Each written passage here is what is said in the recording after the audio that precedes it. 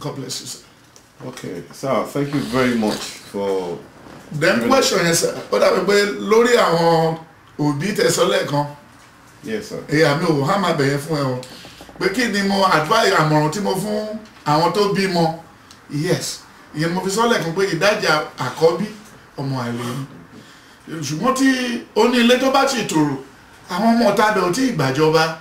Tó ń bá gbàjọba ń sìn ilé tó wọ̀ èso yàrá ilé just for a good example ilé Bobby Benson bí Nàìjíríà ló ti wá ilé Bobby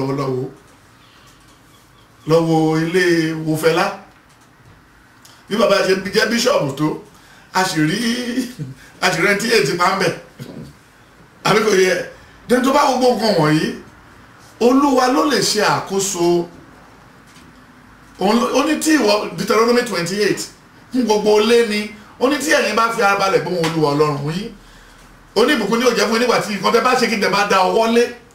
ó tún ṣàlàyé again nínú Bíbélì kan náà ó ní ẹ̀yin ọmọ ẹ máa ṣe kí ni ẹ máa tẹríba fún àwọn òbí yín Ephesians 6:4 nínú rẹ̀ tún ṣàlàyé ó tún sọ nínú Exodus 2:6 ó ní gbé ọmọ yìí lọ́kẹ́ ṣe kí ni kẹlẹ́tọ̀ fún mi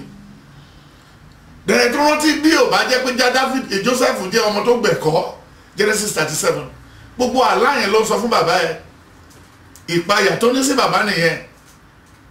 so fún ẹni tó bá ti bímọ nísìn mo sọ fún ẹlẹ́kan pé kò sí bí mọ́kí ṣe lè pẹ́ l'Amẹ́ríkà mọ́kí náà ló ṣe máa jẹ́ ẹlòmíín nílò òyìnbó náà wà wọn fọwọ́ kan mọ́ ẹlòmíín nígbà àwọn ọmọ fọwọ́ kan mọ́ mi ọmọ mi fẹ́ràn mi ó ṣe gbogbo ọjọ́ tí bàbá bá sick mo ti rí létẹ́nì kan tí bàbá ti kú rí tọmọ mẹ́ta lẹ́kú tẹ̀lé because wọléwọ̀de wọn àti bàbá ti pọ̀ jù so àwọn ọmọ yẹn ò lè stand yẹ ẹ̀kọ́ ló yẹ ká fọ́ ọmọ kì í ṣe tí Messi bá ti pọ̀ jù wàhálà ni torí orí ò tí ì mọ̀ bí tẹ́sẹ̀ ń lọ ẹ̀kọ́ kí lẹ̀kọ́ yìí ẹ̀kọ́ ọ̀rọ̀ lọ Joshua 1:6-7-8 ó ní má ṣe jẹ́ kí ìwé òfin kúrò lọ́wọ́ rẹ má ṣe àṣàrò nínú rẹ̀ lọ́sàn àti kíni lọ́sàn àti òru then ó sọ nínú ìwé Genesis Joshua 15:24 ó ní tó bá jẹ́ ti èmi àti ará alé mi but kò ṣe é sọ́nsì o níbi tí madam ti ń ṣàgbèrè tó ti ń bá driver sùn tó ti ń bá house boy sùn ṣé possible ṣé òfin tó lè ṣiṣẹ́ èmi àti ará alé mi kò lè possible so that is the reason so kí àwọn ọmọ kan níbẹ̀rù ká kọ́ wọn kán ṣe kí ni kán níbẹ̀rù Ọlọ́run bó jẹ́ doctor bó lọ́lọ́run asán ni bó jẹ́ engineer tó lẹ́bẹ̀rù Ọlọ́run asán ni onímọ̀ ọ̀rọ̀ sọ onímọ̀ wàá wù onímọ̀ ayé gbé ṣe ti yẹ ó ní òkò bí ìwà tí àwọn èyí ó ní bí òkò tí a jù síwájú ni tó bá pẹ́ta tí rìn àmàṣe kí ni àbàbà àwọn gọ́fúnà àpárù tó wà Nàìjíríà ń sìn tó yẹ pé tipátipá tó gbóni náà ni tó o bá ti join ní court láti school ń sìn ò lè jẹ́ èèyàn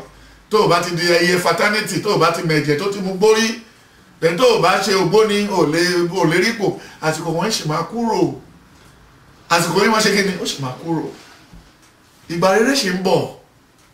ó ní tújúká ó ní mo ti ṣe kí ni mo ti ṣẹ́gun ayé so lágbára Ọlọ́run ó pẹ́ ó yá olúkúlùkù tí ó bá ní ọ̀rọ̀ Ọlọ́run nú á dàgbà nínú ọ̀rọ̀ ẹ̀ because it's better for us to lay a good foundation àmọ́ bóyá ilé ṣe máa gbé dẹ́kìn bóyá kò ní gbé dẹ́kìn so ká bá àwa tó jẹ́ bàbá wa ní ká kọ́ bára wa wí tó bá jẹ́ bàbá tí ò kíá àwọn ọmọ tí ò kíá náà là bàbá ńlẹ̀ o so tó bá wo àwọn ọmọ Ọbásanjọ́ ń sìn Ọbásanjọ́ ń bímọ ìyàwó ẹ̀ náà ń bímọ ọmọ ẹ̀ ṣe ń bímọ ní èjì wọn ṣé àwọn bàbá nìwọ̀nyẹn ṣé àwọn díyà ṣé àwọn bàbá nìwọ̀nyẹn jọ ń bára wọn nílé girlfriend bá ọmọ bá wọn bàbá ẹ̀ àwọn olùṣọ́ àgùntàn míì